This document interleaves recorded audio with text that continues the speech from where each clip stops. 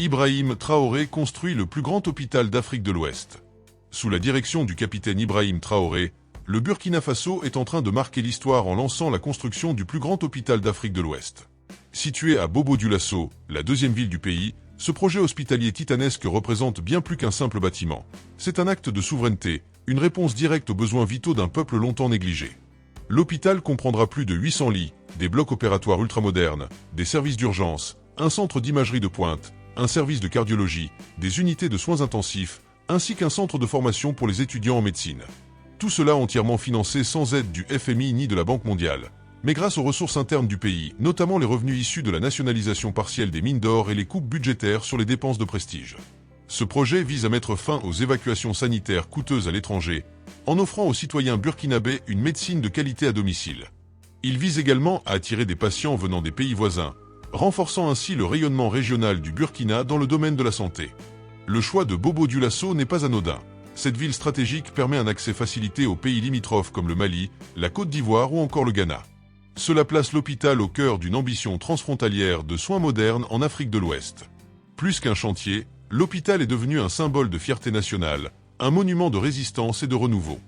Il reflète la vision de Traoré, un État fort, autonome, au service de son peuple. Et dans un continent où les promesses sont souvent oubliées après les discours, voir un tel projet émerger concrètement inspire espoir et respect. 2. Critiqué comme dictateur, il accomplit des choses grandioses. Depuis sa prise de pouvoir en septembre 2022, Ibrahim Traoré divise l'opinion. Certains l'accusent d'avoir confisqué la démocratie, d'imposer un régime militaire autoritaire. Des ONG, des médias occidentaux et même des institutions internationales le classent volontiers dans la catégorie des dictateurs africains. Mais au-delà des étiquettes, les faits parlent. Et les faits montrent un homme qui agit, qui construit, qui transforme. Derrière l'uniforme et le silence médiatique, Ibrahim Traoré accomplit des choses que peu de présidents dits démocratiques ont su réaliser. L'exemple le plus frappant reste la construction du plus grand hôpital d'Afrique de l'Ouest. Un projet tangible, gigantesque, structurant, porté à bout de bras par un gouvernement pourtant sans soutien occidental. Mais ce n'est que la partie visible de l'iceberg. Depuis l'arrivée de Traoré, le pays connaît une série de réformes majeures. Raffinerie nationale d'or. Pour la première fois dans l'histoire du Burkina, l'or extrait ne part plus directement à l'étranger. Il est raffiné sur place, créant des emplois et de la valeur ajoutée. Suppression de dettes extérieures. Près de 4,7 milliards de dollars ont été effacés ou renégociés pour alléger la pression sur l'économie nationale. Réforme des salaires publics. Les ministres et députés ont vu leur salaire baisser de 30%, tandis que les fonctionnaires, enseignants, soignants ont connu une augmentation allant jusqu'à 50%. Relance agricole, distribution de tracteurs, pompes, semences, financement pour les petits producteurs. Le secteur primaire est redevenu un moteur de l'économie nationale. Et tout cela, dans un contexte sécuritaire extrêmement tendu. Malgré la guerre contre le terrorisme, les embargos, les critiques diplomatiques, Ibrahim Traoré tient le cap. Et surtout, il agit concrètement. Le chantier de l'hôpital incarne cette philosophie. Là où certains construisent des palais, lui construit un centre hospitalier universitaire. Là où d'autres parlent de réforme, lui pose des pierres. Peut-on encore le réduire à un simple dictateur, quand les résultats sont visibles? Le peuple, lui, semble avoir déjà tranché. Et pour beaucoup de jeunes Africains, Traoré est en train de devenir le visage d'une nouvelle génération de leaders. Contestés, oui, mais efficaces, ancrés, visionnaires. 3. Ibrahim Traoré a de grandes ambitions. La construction du plus grand hôpital d'Afrique de l'Ouest n'est pas un acte isolé. Elle s'inscrit dans une stratégie globale, portée par une vision claire. Transformer le Burkina Faso en un État souverain, moderne et prospère, capable de répondre lui-même aux besoins de sa population. Ibrahim Traoré le répète souvent. On ne bâtit pas un pays avec la main tendue, c'est pourquoi ses ambitions dépassent largement le cadre de la santé. Mais la santé publique reste le cœur de son projet politique, car sans un peuple en bonne santé, aucun développement durable n'est possible. Autour du grand hôpital de Bobo-Dioulasso, plusieurs chantiers médicaux sont déjà planifiés. 55 centres de santé communaux en construction ou en rénovation. Des unités mobiles de soins pour les zones rurales. Un institut de cardiologie de niveau international en projet à Ouagadougou. La création d'un centre de formation médicale de référence, rattaché à l'hôpital universitaire, afin de former des médecins sur place, sans dépendre de l'étranger. Mais au-delà de la santé, Traoré veut transformer l'infrastructure du pays. Un nouvel aéroport international est en construction à Ouagadougou-Donsin. Des partenariats solides ont été établis avec la Russie, la Chine et la Turquie, dans des secteurs clés: construction, défense, éducation, énergie. Ce sont notamment des ingénieurs et entreprises chinoises et turques qui participent à la réalisation du gigantesque hôpital, apportant expertise technique et équipement de pointe. Ibrahim Traoré ne cache pas son intention de faire du Burkina Faso un modèle africain d'autonomie et de résilience.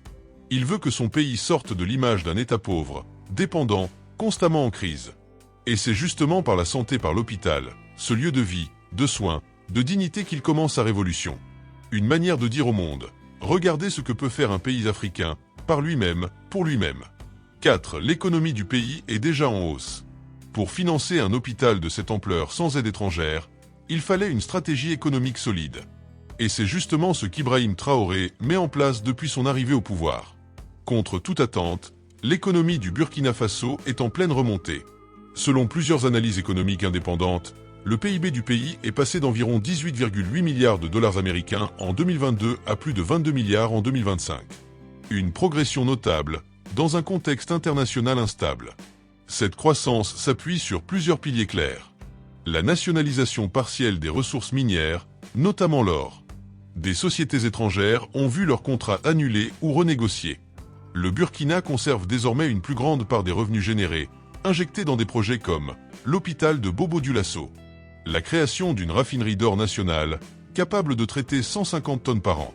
Cela évite l'exportation brute du minerai et permet de capter plus de valeur ajoutée localement.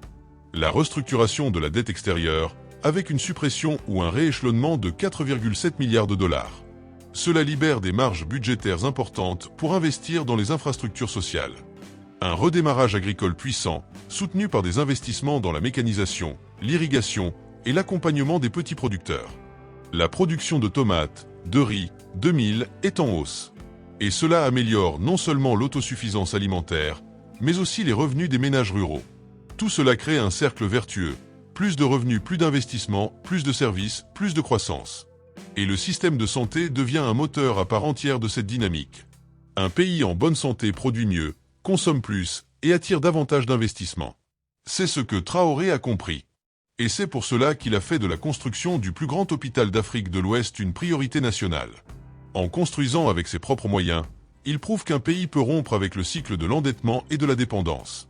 L'hôpital n'est pas seulement un bâtiment. Il est un levier économique, un symbole de confiance et une base pour bâtir une Afrique debout. Conclusion, l'hôpital comme symbole d'une révolution nationale.